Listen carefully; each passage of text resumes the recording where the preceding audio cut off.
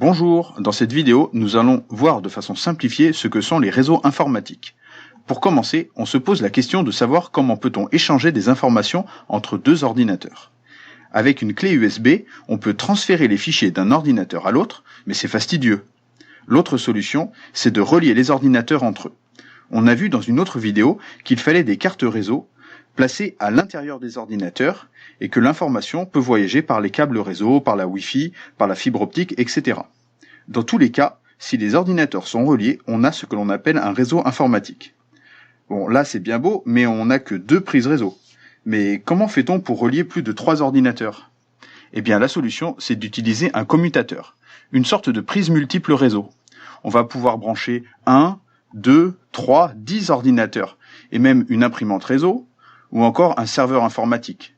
Très pratique, car les données qu'il contient seront accessibles par tous les ordinateurs du réseau. On peut également connecter un point d'accès Wi-Fi qui permettra de relier des portables, tablettes, smartphones en Wi-Fi. Le réseau que l'on a ici s'appelle un réseau local. En anglais, on dit LAN, Local Area Network. C'est ce genre de réseau que l'on trouve dans les entreprises ou dans un établissement scolaire. Dans le cas où on a un deuxième réseau local assez proche que l'on souhaite connecter au premier. Comme il s'agit de 2 réseaux différents, il faut passer par des appareils appelés routeurs, qui vont permettre d'interconnecter les réseaux entre eux.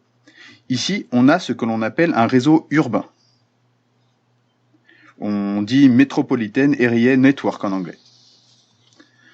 À la maison, on possède également un réseau informatique. Sauf qu'au niveau du matériel, le routeur, le commutateur et le point d'accès Wi-Fi sont réunis dans un seul appareil, que l'on appelle la fameuse box, qui veut dire en anglais boîte. Et dedans, il y a un routeur, un commutateur et un point d'accès Wi-Fi. On peut y connecter un ordinateur fixe avec un cordon réseau ou des équipements sans fil avec la Wi-Fi. On a ici ce que l'on appelle un réseau domestique, mais ça reste un réseau local, comme celui du genre de celui qui était à gauche. Alors, pour la 3G, la 4G, bientôt la 5G. Comme toujours, on a des routeurs, et de façon très simplifiée, on a des transmetteurs reliés aux antennes relais qui permettent de connecter les smartphones. Bien entendu, on a le réseau téléphonique qui est également connecté pour pouvoir appeler, mais là c'est un réseau à part. Donc cet ensemble, c'est ce que l'on appelle le réseau mobile. Et alors Internet dans tout ça, qu'est-ce que c'est ? Eh bien, les réseaux comme ceux-là, il en existe des millions sur Terre. Il n'y a qu'à ajouter celui du voisin, par exemple, auquel il faut ajouter les réseaux des très nombreux sites web, comme par exemple Wikipédia, Google, etc.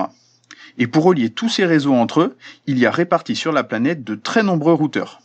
Vous vous souvenez, les mêmes que ceux que l'on trouve dans chaque réseau local. Et tous ces routeurs et ces réseaux sont interconnectés entre eux. Et là, on a ce que l'on appelle le réseau étendu, The Wide Area Network, la toile mondiale. Vous l'aurez compris, c'est ça Internet, le réseau des réseaux, qui nous permet d'échanger des informations, des messages, des pages web d'un bout à l'autre de la planète, et tout ça en quelques secondes. Voilà, maintenant vous en savez un peu plus sur les réseaux. Merci d'avoir écouté et à bientôt.